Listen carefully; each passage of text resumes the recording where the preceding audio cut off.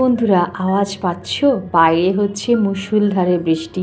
আর এখন কিন্তু অনেকটা সকাল, আজকে কিন্তু মাঝরাত থেকেই আমাদের এখানে এরকমভাবে ঝিরিঝিরি বৃষ্টি হয়ে চলেছে। আর এই ওয়েদার দেখে মনে হচ্ছে চুপ করে একটা পাতলা চাদর মুড়ি দিয়ে শুয়ে থাকি, আর না হলে এক কাপ ধোয়া ওঠা চায়ের কাপ নিয়ে জানলার সামনে বৃষ্টিটা উপভোগ করি। কিন্তু আমাদের তো আর উপায় নেই, শুয়ে থাকলে সংসারটাও শুয়ে থাকবে আর বসে থাকলে সংসারটাও বসে থাকবে। চলো বন্ধুরা, তোমাদের গুড মর্নিংটা বলে দিই। Good morning everyone, welcome to my channel. আমি শর্মিষ্ঠা। আশা করছি পুরো ভিডিও জুড়ে আমার সাথে আমার সকল বন্ধুরা থাকবে আর ভিডিওটা উপভোগ করবে। কোথায় রয়েছে সেটা সামনে ছেড়ে, ও সামনে ছেড়ে রয়েছে তো।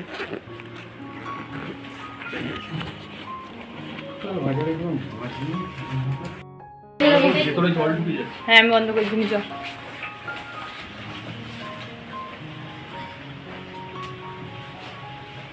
টুপিটা পরবি ভালো করে।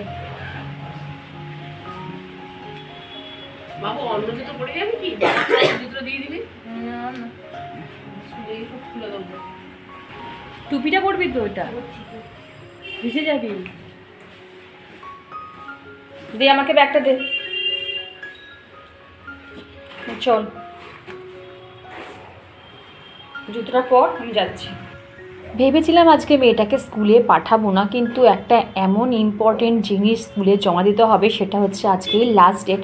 ওই জন্য অগত্যা আজকে মেয়েটাকে স্কুলে পাঠাতেই হলো। আর এই যে রেনকোটটা রয়েছে না, এই রেনকোটটা পরলে ওর না স্কার্ট বলো সক্সগুলো সব ভিজে যায়, কিন্তু কিছু করার নেই, যেতেই হবে। আর এই দেখো আমার এখানে কিন্তু চা করাও কমপ্লিট হয়ে গেছে। আর আমি কিন্তু অনেক সকালবেলা উঠেই ড্রাই ফ্রুটটা খেয়ে নিয়েছি, সেটা আজকে তোমাদের সাথে শেয়ার করিনি। চলো বন্ধুরা, এবার একটু শান্তি মনে গরম চায়ে চুমুক দিই আর খানিকটা বৃষ্টিটা এনজয় করি। আমাদের গৃহিণীদের না এইটুকুর মধ্যেই কিন্তু সুখ খুঁজে নিতে হয়, কিছু তো করার নেই বন্ধুরা। হাতে আমাদের যেটুকু সুখ আছে সেইটুকুই প্রাণ ভরে এনজয় করতে হয়। তো চলো বন্ধুরা, রান্নাঘরের কাজ শুরু করার আগে আমি আগে এগুলোকে কাউন্টার টেবিলটা ফাঁকা করি। সকালবেলা যেটুকু জিনিসপত্র লেগেছিল সেগুলোকে আগে জায়গায় রাখি, তাহলে আমার কাজ করতে সুবিধা হবে। ছড়িয়ে ছিটিয়ে রান্না করতে গেলে না সমস্যা হয়। হয়ে গেছে।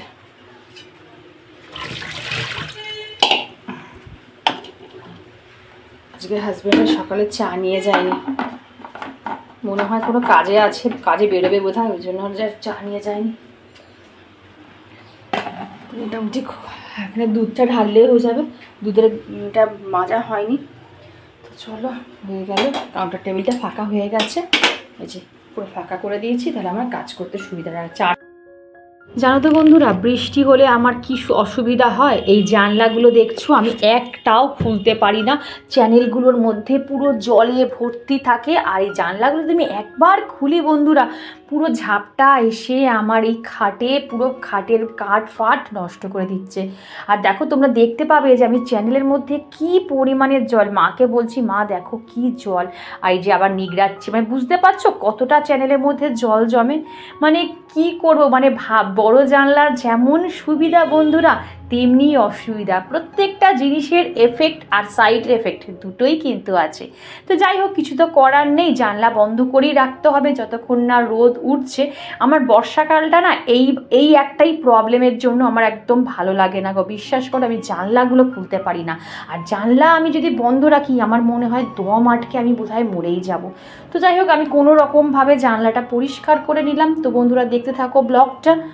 আজকে কিন্তু বন্ধুরা ব্লগটা দারুণ হবে, কারণ আজকে আমি শেয়ার করব যে আমার এই বর্ষাকালের এই স্যাঁতস্যাঁতে ড্যাম্প ওয়েদার থেকে আমি আমার ঘরকে কিভাবে সুগন্ধিময় করে রাখি। দেখবে জানলা দরজা বন্ধ রাখলে অনেকের যদি আমার মতন প্রবলেম হয় যে কোনো বাইরে কোথাও মানে জামা কাপড় শুকানোর জায়গা নেই, ঘরেই অগত্যা শুকাতে দিতে হয়, তখন দেখবে ঘর থেকে একটা স্যাঁতস্যাঁতে বিচ্ছির ড্যাম্পের গন্ধ বেরোয়। তো ওই জন্য আমি এর থেকে কিভাবে মানে ঘরকে সুগন্ধি করে রাখি সেটাই কিন্তু আজকে তোমাদের সাথে শেয়ার করব।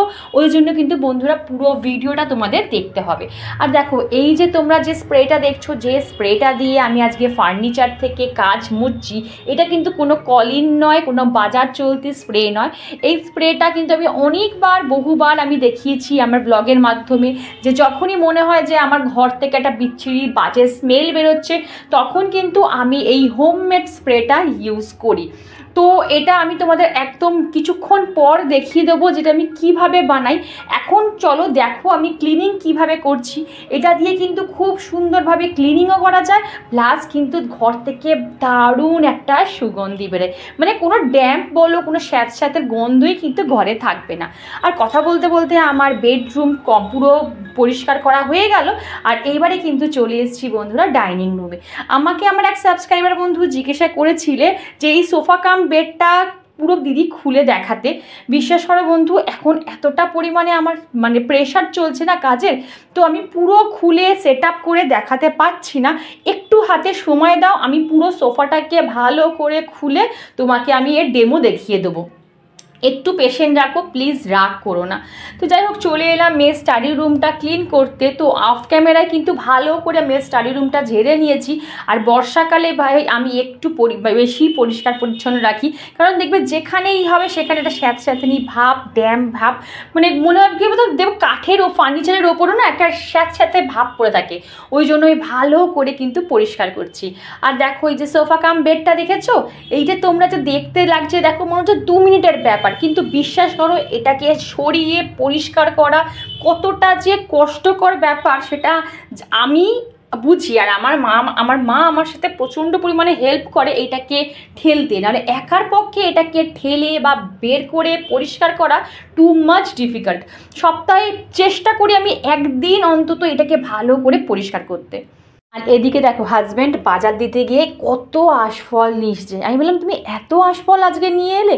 বলছে না গো আমি কিনিনি, আমাকে একজন দিয়েছে, মনে হয় গাছ থেকে পেরেই দিয়েছে। আর কি মিষ্টি অ্যানাউন্ডা তুলেছি, এই খয়েরি খয়েরি কালারে, একটা ঘিয়ে কালারে, একটা হলুদ কালারে, একটা কালার আছে হলুদ হলুদ টাইপের, ওই ঘিয়ে কালার, হলুদ কালার একটা আছে, লাল কালার, খয়েরি কালার, আর 4 রকম কালার। এটা 4 রকম কালারের একটা। হ্যাঁ জবা ফুলে তো অনেক ফুলেছে গো। জবা আছে, লাল, পিঙ্ক, আর দুটো লাল থোকা, বড় লাল দুটো। দেখি এটা কালকে দেখিনি তোমার কড়িটা ছিল। হ্যাঁ দেখেছি, দুটো দেখেছি। এটা কিন্তু আমার লাল থোকাটা নয়, লাল যে থোকা সেটা আলাদা, এটা পঞ্চমুখী জবাটা। না এটা পঞ্চমুখী, লাল জবাটা পঞ্চমুখী জবাটা এদিকেই, পঞ্চমুখী জবা 5টা সুর বেরোয়, লাল থোকাটা আর একটু ডার্ক এই কালার হয় আমি দেখেছি। তাহলে তো অন্য জবা গাছ, এটা টগর ফুলও ফুটেছে, অনেক টগর ফুল ফুটেছে। পুজো দিয়ে শান্তি হবে, মা সব ফুল তুলে নিয়ে চলে এসেছে।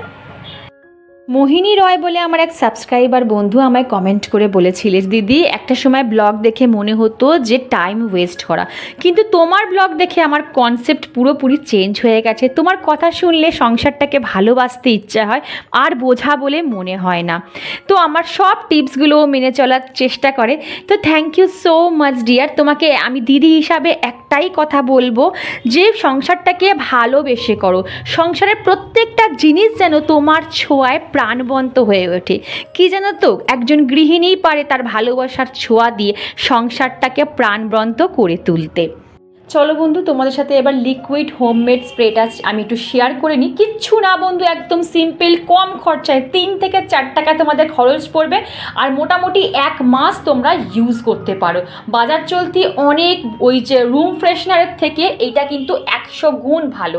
কিছু না, শুধু জল নেবে আর একটা কমফোর্টের প্যাকেট এইটার মধ্যে পুরো ঢেলে দেবে, দিয়ে ভালো করে শেক করে দিয়ে প্রত্যেকটা ফার্নিচার, কুশান, পর্দা থেকে শুরু করে টয়লেট, কিচেন, ইভেন যেগুলো আর্টিফিশিয়াল আমাদের যে ফ্লাওয়ারগুলো হয় না যেগুলো রাখি সাজানোর জন্য, তার উপরও স্প্রে করে দাও। ঠিক আছে, দেখো তোমার ঘরের যে ড্যাম্প স্যাঁতস্যাঁতানি যে বর্ষার জন্য যে স্মেল বেরোয় এতটুকু বেরোবে না। তো বন্ধুরা চলে এলাম রান্নাঘরে। আর আজকে যেহেতু বিপত্তারিণী করেছি, আজকে তো ভাতের কোনো বালাই নেই, আজকে আমরা করব সাদা আলুর চচ্চড়ি আর ময়দার লুচি। আমরা খুব একটা ময়দার জিনিস খাই না জানো তো, লুচি করলেও কিন্তু সেই আটার, কিন্তু আজকে মনে হলো ময়দা দিয়েই খাবো। মাঝে মাঝে না স্বাস্থ্যর দিকটা না দেখে মনের দিকটাও দেখতে হয়, যে মন কি বলছে বলো। আজকে আমার মন চেয়েছে এই জিনিসটা খাবার, তো আমি খেয়েই নেবো। কতদিন আর পৃথিবীতে আছি বলো তো? সব সময় যদি স্বাস্থ্যর দিকে খেয়াল রাখি, তাহলে মনের খেয়ালটা কে রাখবে? তো ওই জন্য আজকে ভাবলাম যে না, যাই হয়ে যাক, সকালবেলা ঘুম থেকে উঠে কিন্তু একটা করে গ্যাসের সুতো আমরা খেয়ে নিয়েছি। আর এখানে দেখো তরকারিটা হয়ে গেছে, আর আমার এখানে কিন্তু ময়দা মাখাটাও মোটামুটি হয়ে গেছে। ময়দা মাখতেও বেশ কষ্ট কিন্তু বলো, এত ময়দা ঠাসা। তো যাই হোক বন্ধুরা, আমার ময়দাটা মেখে রাখলাম, একটু পরে আবার করব। তো বন্ধুরা, আমার হয়ে গেছে সাদা আলুর চচ্চড়ি। আর নামানোর আগে না একটুখানি ধনেপাতা দিয়ে দিলাম, দারুণ খেতে হয়। আর দেখবি হোটেলে যখন দেয় না এরকম লুচি আর সাদা আলুর চচ্চড়ি, ওর মধ্যে দেখবে আমার ধনেপাতা দেয় উপর থেকে, বেশ খেতে ভালো লাগে। অল্প একটু দিলাম। মা দেখো, ভাব ঠিক আছে? দেখো তো, দেখো, দেখে নাও। হ্যাঁ, মিষ্টি দিয়েছি, কিন্তু আমার হাজবেন্ড আবার একদম মিষ্টি খেতে চায় না। আমার মা আর আমি একটু মিষ্টি পছন্দ করি, এই হয়ে যায় অবস্থা। মানে আমার হাজবেন্ড আর আমার মেয়ে মিষ্টি ছাড়া রান্না, আমার মায়ের হচ্ছে একটু মিষ্টি হলে ভালো হয়, এই হচ্ছে ব্যাপার। কিন্তু মা, জলটা কম হয়ে গেল, দেখো তুমি একবার। না, তুমি দেখো আগে ঠিক আছে কিনা। ভালো না, জলটা তো কম হয়ে গেল না। দেখো নুন মিষ্টি ঠিক আছে। জানো তো বন্ধুরা, তোমাদের সাথে একটা কথা শেয়ার করি। যখন আমার বিয়ের পর আমি শ্বশুর বাড়িতে এলাম, তো প্রথমে দেখতাম যে খাওয়া দাওয়াটা না আমি অ্যাডজাস্ট করতে পারতাম না। কারণ আমার বাপের বাড়ির লোকরা কি করতো, একটু মিষ্টি জাতীয় খাবার পছন্দ করতো, একটু ঝাল কম দিয়ে রান্না করতো। আর আমার শ্বশুর বাড়ির লোকরা, মানে শাশুড়ি মা, প্রচণ্ড পরিমাণে ঝাল খেতে পছন্দ করে। মানে এমন ঝাল খাবে যে তোমার টাক দিয়ে গরম ধোঁয়া বেরোবে, এত ঝাল। আর ওরা আমার শ্বশুরবাড়ির লোকরা না কোনো কিছুতে মিষ্টি দিয়ে খাওয়া একদম পছন্দ করতো না। তো প্রথম না অ্যাডজাস্ট করতে একটু সত্যি কথা অসুবিধা হতো, খেতে আমার খুব একটা ভালো লাগতো না, সব বিষয় ঝাল লাগতো। কিন্তু আস্তে আস্তে না হ্যাবিচুয়েটেড হয়ে গেছি। এখন মিষ্টি দিয়েও যদি কেউ রান্না করে দেয় তাও আমি খেয়ে নেবো, আবার মিষ্টি ছাড়াও যদি কেউ রান্না করে দেয় সেটাও খেয়ে নেবো। ওই যে মানুষ অভ্যাসের দাস, মানুষ ঠিক যে জায়গায় থাকবে সেটা কিন্তু ঠিক অ্যাডজাস্ট করে নেবে।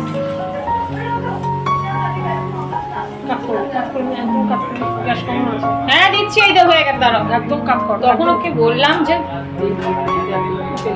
না ঠিক যাবে না, আমি তখন বললাম তুমি নেবে বলে, আর আমি নেবো না, আমি ওই জন্য আর ভাজিনি। গরম তরকারি খাও না, তুমি খাও, যত পারবেন খাও, পরে করা যাবে। আর দেবো না, তরকারিটা ভালো হয়েছে গো, বিচ্ছিরি হয়েছে তরকারিটা, বলছি মিথ্যা কথা বলছি। চুড়ি পেয়েছিস? এই তো কুর্তি, মাঝে মাঝে কুর্তি পরছিস, ভালো লাগে দেখতে। কেন গরম লাগবে না মোটেই, বড় হয়েছিস এখন, কি করছিস? লাইটের বাইরে দেখো, চুলের জ্বর ছাড়াচ্ছিস না লাঙন টানছিস চুলের মধ্যে? হ্যাঁ, টেক ওভারের ডায়লগে তো আমি যাই, সেটা তো বলছি যে চুল কি করছিস তুই, এটা আস্তে আস্তে ছাড়া।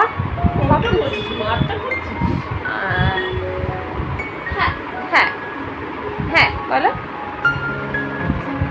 এই জল খেয়ে যাবি মাম্পা, চামড়া কিন্তু একটা। গুড ইভিনিং বন্ধুরা, এখন ঘড়িতে ওই 6টার মতন বাজে, আর আমার এত পরিমাণে মাথা যন্ত্রণা করছে, আমি মাথা রাখতে পারছি না। ওই যে মাইগ্রেনের সমস্যা আছে না, তো যাই হোক আমি উঠেই আগে চায়ের জলটা চাপিয়ে দিয়েছি, তারপর ছাদে সর্ষের খোল ভেজানো আছে, সেটা আজকে দিতেই হবে, মানে গাছকে খাবার দিতেই হবে। কারণ বলো যখন তখন বৃষ্টি আসছে তো আর দিতে পারছি না।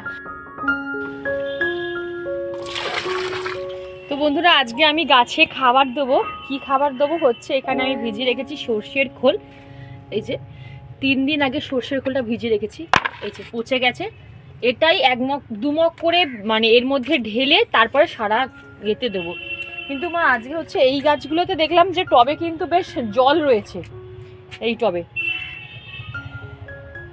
ঠিক আছে। তো চলো তোমরা দেখো, আমাকে তো আমার এক সাবস্ক্রাইবার দিদি বলেছিল যে কিভাবে আমি গাছের যত্ন করি, তাই দেখাতে। আমি কিন্তু এখন শুধু সর্ষের খোল দিই, আর হয়তো 0.050 স্প্রে করি। আচ্ছা চলো আগে দেখাই কিভাবে আমি দিচ্ছি, তারপর তোমাদের সাথে বলছি। আমি দেখো, এটার মধ্যে আমার মা কিন্তু এটা ভালো করে এরকম গুলিয়ে নেবে, আর একদম পাতলা করে দেবে, ঠিক আছে। এরকম গুলিয়ে নিয়ে চুড়িটা তুলে দাও, ব্যাস এবার দিয়ে দাও, এইভাবে মিশিয়ে দেবে, দেখো ঠিক আছে। আর 1 মগ, ব্যাস আর 1 মগ দেবে নাকি? আর একটু দাও মা, ব্যাস চলো। এইবারে এক মগ করে সারা, এইবার এরকম এক মগ করে দেখো পুরো গাছে দিতে হবে। ওই গাছে দাও আগে, এই দেখো, ঠিক আছে। আচ্ছা, এই সর্ষের খোল দেওয়ার পর আমি তোমাদের সাথে একটা কথা শেয়ার করি। এই সর্ষের খোল দেওয়ার পর কিন্তু অবশ্যই অবশ্যই ফাঙ্গিসাইড স্প্রে করে দেবে। মানে ধরো সর্ষের খোল তোমরা আজকে দিলে, 2 দিন পর তোমরা যে কোনো রেডোমিল গোল্ড হোক বা যে কোনো ফাঙ্গিসাইড তোমাদের কাছে যা যা আছে, সাফ হোক যা হোক, তোমরা একটু স্প্রে করে দেবে। কারণ হচ্ছে কি, সর্ষের খোল না অনেক সময় গাছের গোড়ায় না ফাঙ্গাস লাগতে পারে, ঠিক আছে। ওই জন্য তোমরা অবশ্যই অবশ্যই ফাঙ্গিসাইড দোকানে গিয়ে বলবে যে কোনো একটা ভালো ফাঙ্গিসাইড দিতে। ওটা লেখাই থাকবে, দেখবে ফাঙ্গিসাইডের গায়ে লেখা থাকবে কত ml কত লিটারে দিতে হয়, সেই বুঝে তোমরা স্প্রে করে দেবে, ঠিক আছে। আর আমার এখানে কাগজ ফুলের গাছগুলো দেখো কত বড় বড় হয়ে গেছে, পুরো ঝাঁকড়া ঝাঁকড়া হয়ে গেছে, দেখেছো। এই ডালগুলোকে এবার ছাড়তে হবে, দেখো দূর থেকে দেখাই, এ দেখো, দেখেছো। চলো, তো এই তো বন্ধুরা আমার সব গাছে কিন্তু দেওয়া হয়ে গেছে, খাবার দেওয়া হয়ে গেছে। আর তোমাদের সাথে আর একটা কালার আমি শুধু দেখাই, দেখো কাঠচাপার এই কালারটা দেখো। তোমাদের বাড়িতে কার কার বাড়িতে এই কাঠচাপার এই কালারটা আছে আমাকে অবশ্যই কমেন্ট করে বলবে তো।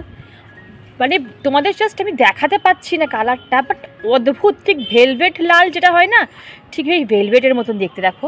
আর এইটাকে দেখো কি সুন্দর লাগছে দেখতে, দেখেছো, অপূর্ব অপূর্ব। এইটা দেখো এখনো খোলেনি, এই যে এটা পুরো মনে হচ্ছে ভেলভেটের মতন দেখতে। তো চলো বন্ধুরা, মোটামুটি আমার সব গাছে খাবার দেওয়া হয়ে গেছে। আর দেখো এখানে মোটামুটি চাঁদ উঠে গেছে, আর মা ওখানে বসে গেছে, আবার হাঁপিয়ে পড়েছে, ওখানে বসে গেছে। আমি আর মা মোটামুটি এই চত্বরের কাজ করলে তোমাকে আর ইভিনিং আর মর্নিং ওয়াক করতে হবে না, এখানেই হয়ে যাবে। মা দেখো আর একটা জিনিস দেখো, এখানে আবার সূর্যমুখী, ভেবেছিলাম গাছগুলো মরে যাচ্ছে, আবার দেখো এই ছোট্ট ছোট্ট হয়েছে, দেখো আমার সাইড দিয়ে কি সুন্দর। না না বৃষ্টি হচ্ছে, আমি তো ভেবেছিলাম গাছটা দেখো কী অবস্থা, ভেবেছিলাম গাছটা মরে যাবে, কিন্তু এই ছোট্ট ছোট্ট এই দেখো, এই দেখো ছোট্ট ছোট্ট সূর্যমুখী হয়েছে। যাই হোক, ফুল তো আবার কি, এই গাছটাতেও হয়েছে, কড়ি বেরিয়েছে, এই দেখো এখানে ছোটো ছোটো কড়ি বেরোচ্ছে, দেখো মা, এই দেখো ছোটো ছোটো কড়ি বেরোচ্ছে। তো চলো বন্ধুরা, নিচে যাওয়া যাক, সন্ধ্যে দিই, তারপরে তোমাদের সাথে আমি ব্লগটা শেষ করব। জানো তো বন্ধুরা, আমি না প্রত্যেকটা দিন সন্ধে দেওয়ার আগে, এখন তো 7টায় মোটামুটি সন্ধে হয়, আমি এই 6:30টার মধ্যে ভালো করে চুলটাকে একটু ভালো করে আঁচড়ে, যদি তেল মাখার হয় তেল মাখি, বা সিরাম বা যেটা হেয়ার অয়েল মেখে ভালো করে মাসাজ করে চুলটা ভালো করে বেঁধে রাখার চেষ্টা করি।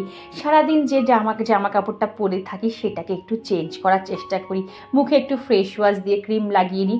আসলে কি বলো তো বন্ধুরা, এটা করতে কিন্তু বেশি সময় লাগে না, বাট এটা যদি তোমরা করো না, হ্যাবিটের মধ্যে রাখো না, দেখবে তোমাদের মন স্বাস্থ্য দুটোই কিন্তু বেশ ভালো যায়। আর আমার মনে হয় কি বলতো, আমরাও তো ঘরের লক্ষ্মী, যদি আমরা সন্ধে দেওয়ার আগে নিজেকে একটু ফিটফাট করে তারপরে সন্ধে দিতে যাই, তাহলে বলে হয় মা লক্ষ্মীও বেশ প্রসন্ন হয়, তাই না বন্ধুরা। এবার আমার কয়েকটা সাবস্ক্রাইবার বন্ধুর নাম বলে দিই। আসলে তোমাদের নাম না পড়তে পারলে আমার যে কি হয় সেটা আমি আর আমার ঈশ্বর জানে। তো চলো চট করে আমি তোমাদের নামগুলো বলে দিই। ঐন্দ্রিলা চক্রবর্তী, কৃষ্ণা কুণ্ডু, আফরিন, প্রিয়ম পাল, সোমা ব্লগস, বিথিকা, অঙ্কনা মাইতি, জয়শ্রী শ্রী সিনহা। তুমি জানতে চেয়েছো ফুলের গাছে আমি কি যত্ন করি, তুমি আজকে নিশ্চয়ই বুঝতে পেরেছো। সপ্ততী রয়, অ্যাকচুয়ালি নামটা আমি আজকে মনে হয় ঠিক বলতে পেরেছি।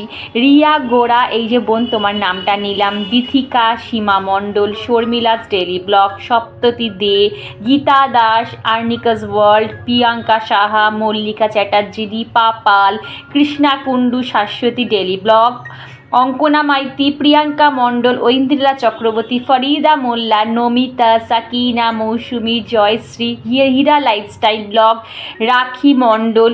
আশা করছি আমি সব বন্ধুর নাম বলতে পেরেছি বন্ধুরা। তো ভিডিওটা আজকে এইটুকুই রাখছি, আবার কাল দেখা হবে নতুন একটা ইন্টারেস্টিং ব্লগ নিয়ে। যতক্ষণ খুব ভালো থেকো, আর ভিডিওটা ভালো লাগলে চ্যানেলটা সাবস্ক্রাইব করে আমার পাশে থেকো। টাটা।